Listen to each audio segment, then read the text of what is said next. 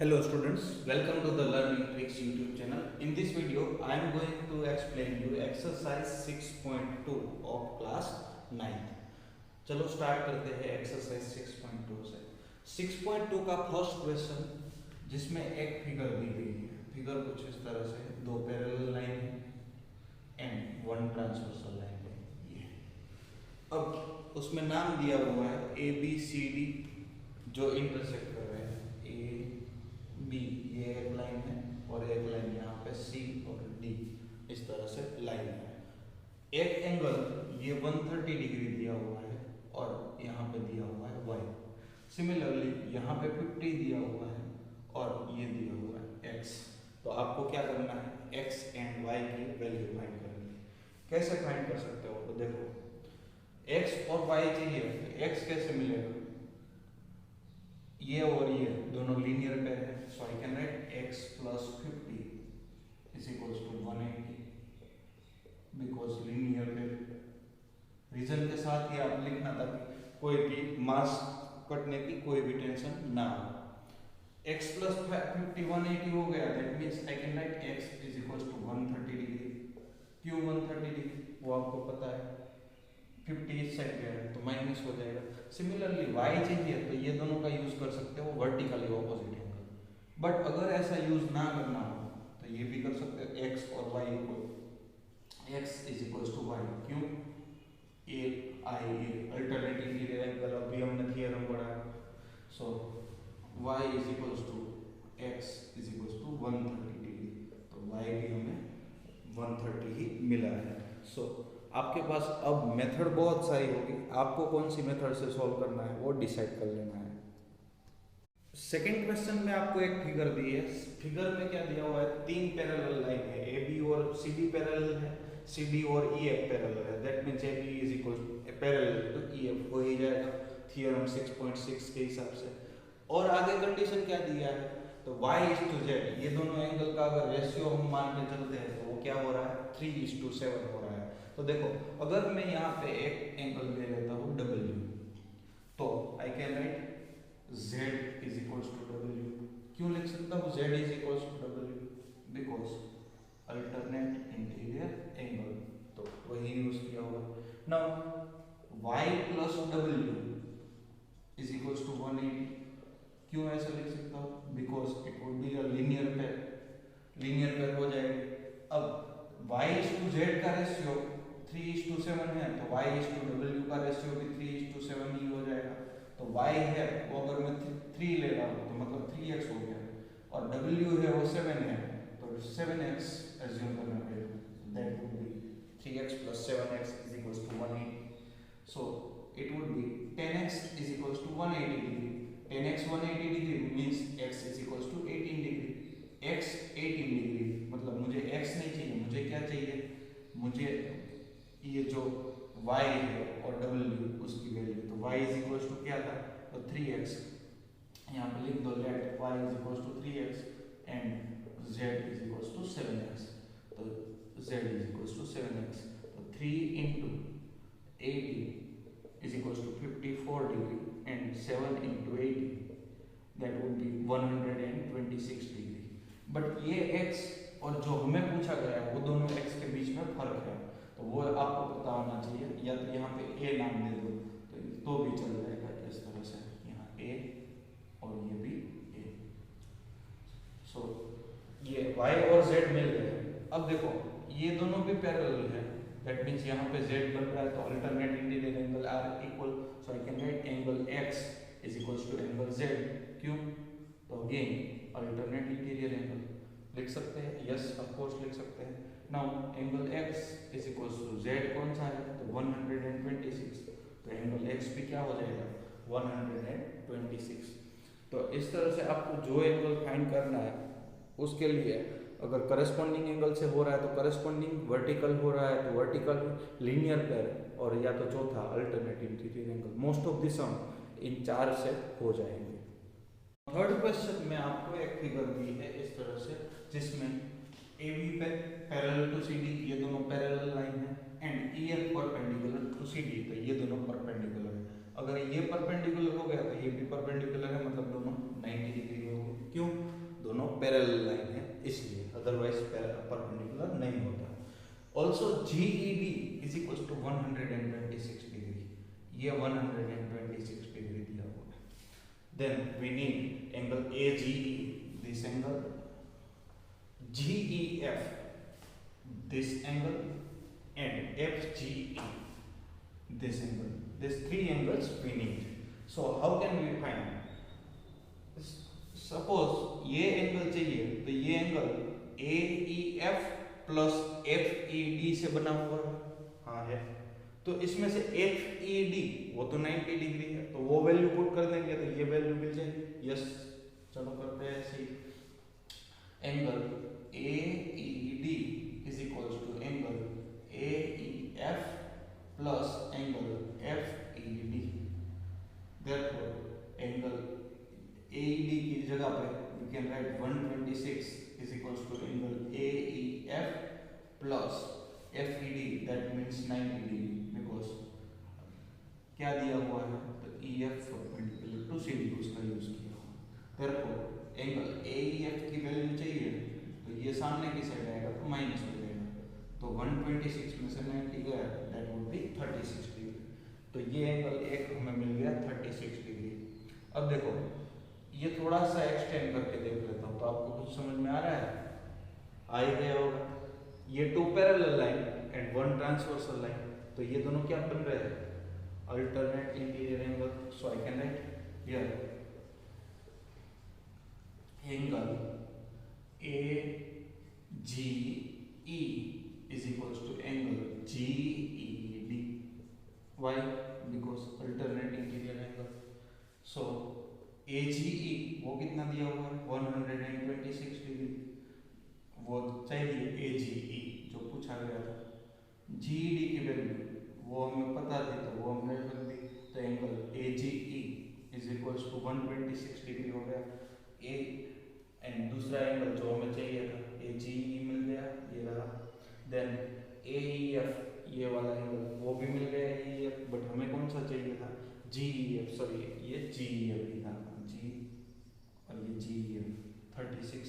और अब ये एंगल चाहिए, ये एंगल देखो ये दोनों लीनियर पेयर है, उससे भी मिल जाएगा या तो alternate sorry angle sum property से भी कर सकते हो।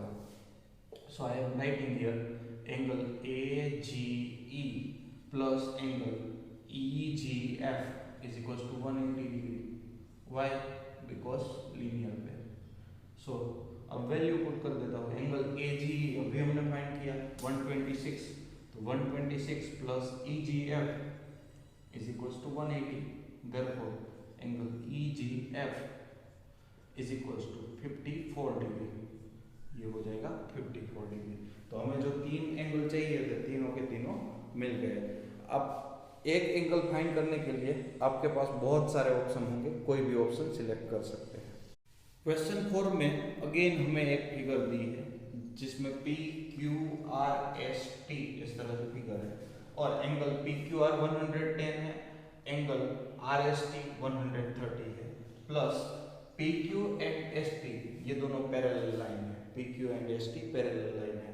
और हमें कौन सा एंगल चाहिए, हमें ये वाला एंगल चाहिए QRS। QRS किस तरह से मिल सकता है, तो सबसे पहले यहाँ पे अगर ट्रायंगल होता तो एंगल सम प्रॉपर्टी कर सकते थे, बट ट्रायंगल तो है नहीं, तो हमें कोई ना कोई थियरम का यूज करना पड़ेगा। तो उसके लिए हमें हिंट भी दी गई है, तो वही हिंट का यूज कर लेते हैं। क्या कर सकते हैं, यहाँ पे एक पैरेलल लाइन ड्रॉ करते हैं। किससे पैरेलल लाइन ड्रॉ करते हैं, कोई भी PQ या तो ST के, क्योंकि PQ एंड ST पैरेलल है तो थियरम 6.6 के हिसाब से ये दोनों भी क्या हो जाएंगे पैरेलल। तो यहाँ पे मैं नाम दे देता हूँ AB। तो स्टेप क्या हो जाएगा, construct a line AB parallel to PQ। तो अब देखो angle I can write angle PQR is equals to angle QRB। क्यों लिख सकता हूँ ऐसा, बिकॉज अल्टरनेट इंटीरियर एंगल लिख सकता हूँ ऐसा, यस ऑफ कोर्स लिख सकता हूँ। नाउ PQR वो वैल्यू 110 है, तो ये 110 हुआ, तो ये QRS प्लस SRB लिख सकता हूँ ऐसे, QRS प्लस SRB, क्योंकि QRB मतलब यही हुआ QRS प्लस SRB। ओके ना, अब इसको एज इट इज लेने देते, पहले ये देख लेते। TSR और SRB दोनों क्या हो जाएंगे, interior angle on same side of transversal, क्योंकि अगर इसको एक्सटेंड करता हूं तो यहाँ पे C बन रहा है, तो C बन रहा है, दैट मींस वो दोनों क्या हो जाएंगे, लीनियर पे। So I can write, sorry supplementary, TSR plus angle SRB is equals to 180 degree. क्यों, interior angle on same side of transversal, side of transversal. ये हो गया। अब यहाँ पे वैल्यू है TSR, वो 130 दिया हुआ है, तो 130 plus angle SRB is equals to 180 degree. So I can write angle SRB is equals to 50 degree. तो ये क्या हो जाएगा, 50 डिग्री हो जाएगा, दिस वुड बी 50 डिग्री। अब यही वैल्यू है वो यहाँ पे पुट कर देते हैं, तो 110 as it is equals to QRS plus 50 degree. So angle QRS is equals to 110 minus 50 degree, so it will be 60 degree. So I can write angle QRS is equals to 60 degree. या तो यही सम आप इस तरह से भी कर सकते थे, ये दोनों को linear sorry interior angle on same side transversal ले लो, तो ये 70 हो जाता और ये टोटल 130 हो जाता, तो 70 प्लस 60 130 मिल जाता। तो QRS कैसे भी फाइंड करो तो ऑलवेज क्या मिलने वाला था, 60 डिग्री। क्वेश्चन 5 में आपको एक फिगर दी गई है जिसमें AB और CD ये दोनों पैरेलल है, प्लस PQ है वो भी इंटरसेक्ट कर रहा है, PR भी इंटरसेक्ट कर रहा है, such that angle APQ is equals to 50 degree, ये 50 डिग्री दिया है, और PRD ये 127 डिग्री दिया हुआ है। और हमें क्या क्या चाहिए, एक तो Y भी चाहिए और X भी चाहिए। तो देखो अगर ये लाइन को मैं भूल रहा हूँ तो ये दोनों पैरेलल लाइन हुई और ये ट्रांसवर्सल लाइन हुई, तो ये दोनों क्या हो जाएंगे, alternate interior angle. So I can write angle APQ is equals to angle PQR। Why, because alternate interior angle, तो रीजन के साथ लिख दिया। अब APQ की वैल्यू क्या है, 50 degree is equals to PQR मतलब क्या है, X, तो X इज इक्वल्स टू क्या हो गया, 50 डिग्री। सिमिलरली अब इसको बोल जा रहा हूँ, तो देखो ये 127 डिग्री और ये दोनों मिलके क्या बन रहे हैं, लीनियर पेयर बन रहे हैं, नहीं लीनियर पेयर नहीं है, क्या है, अल्टरनेट इंटीरियर एंगल। तो ये दोनों अल्टरनेट इंटीरियर एंगल है। ओके, अब अल्टरनेट इंटीरियर एंगल में ये मेजरमेंट आपको पता है, ये भी पता है, तो मिल जाएगा y। So I can write again second one, that is angle APR is equals to angle PRD। Again reason तो वही होगा, alternate interior angle. Now APR की जगह पे I can write angle APQ plus PQR is equals to angle sorry APQ plus QPR is equals to, यहाँ पे PRD की value वो तो ऑलरेडी दी गई है, क्या दी हुई है, 127 degree. Now APQ also given that is 50 degree, तो 50 plus QPR means y is equals to 127 degree. Therefore, y is equals to 127 minus 50 is equals to 77 degree. तो ये y की वैल्यू आपको क्या मिल जाएगी, 77 डिग्री। सो जो x और y दोनों चाहिए थे, x की वैल्यू आपको मिलेगी 50 डिग्री एंड y की वैल्यू 77 डिग्री। क्वेश्चन 6 में आपको एक फिगर दी गई है, जो फिगर में दो मिरर यहाँ पे प्लेस किए हुए हैं, PQ एंड RS दोनों एक दूसरे के पैरेलल प्लेस किए हुए हैं।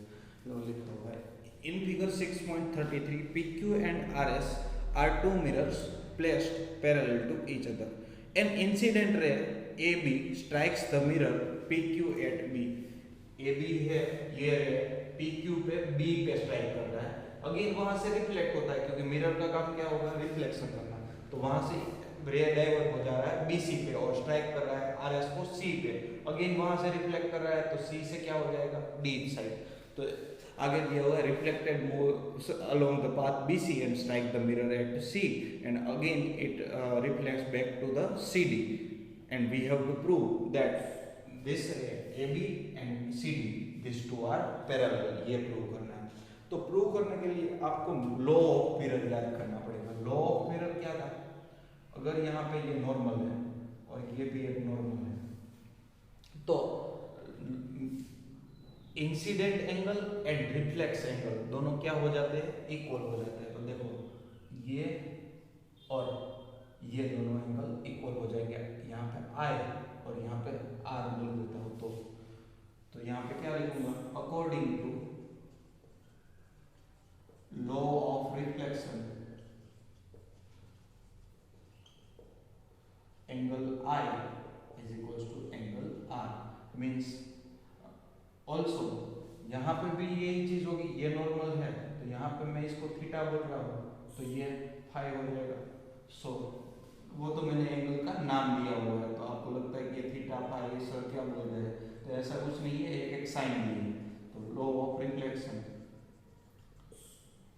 Angle theta is equal to angle phi. अब देखो ये दोनों तो वैसे भी दोनों नॉर्मल है, मतलब ये दोनों क्या होने वाले हैं, पैरेलल होने वाले हैं। अब पैरेलल हो रहे हैं, here normal are parallel, so I can write angle R is equals to angle theta। क्यों angle R is equals to angle theta लिख सकता हूँ, because क्यों अल्टरनेट इंटीरियर एंगल। तो यही थियरम हमने प्रूव किया हुआ है कि if two lines are parallel and one source of intersect then pair of interior angle is equal। तो वही लिखा हुआ है। तो R और थीटा इक्वल हो गए, मतलब ये दोनों इक्वल है, यहाँ 1 और इसको नंबर 2 दे देता हूँ। तो from 1 and 2 angle I is equals to angle phi, ये हो जाएगा एंगल I और एंगल फाई दोनों इक्वल हो जाएंगे। अब दोनों में R ऐड कर रहा हूँ तो angle phi plus angle R, क्योंकि Euclid's theorem is that if equal is added to equal then whole are equal, तो दोनों में मैंने R ऐड कर दिया। Therefore angle I would be as it is, R है वो एज इट इज रख रहा हूँ, phi as it is plus R की जगह पे थीटा लिख रहा हूँ। तो देखो I प्लस R मतलब angle ABC is equals to angle, यहाँ पे कौन सा एंगल हो गया, BCD लिख सकता हूँ वैसे, क्योंकि I प्लस R ये दोनों मिलके ABC बन रहा है और फाई प्लस थीटा ये दोनों मिलके ये एंगल बन रहा है। तो कन्वर्स ऑफ थियरम, ये जो थियरम है हमारा थियरम 6.2, तो उसका कन्वर्स थियरम क्या है, तो if two angles are equal, alternate interior angles are equal, then two lines are parallel. वही हो गया, क्योंकि यहाँ पे ये दोनों क्या होंगे, अल्टरनेट इंटीरियर एंगल, वो दोनों इक्वल है, therefore AB is parallel to CD, hence proved. तो इस तरह से ये क्वेश्चन थोड़ा फिजिक्स और मैथमेटिक्स दोनों का कॉम्बिनेशन है, इसमें लॉ ऑफ रिफ्लेक्शन आपको याद करना पड़ेगा। So I hope you have understand this exercise 6.2। If you have any doubt please comment, I will give you a reply.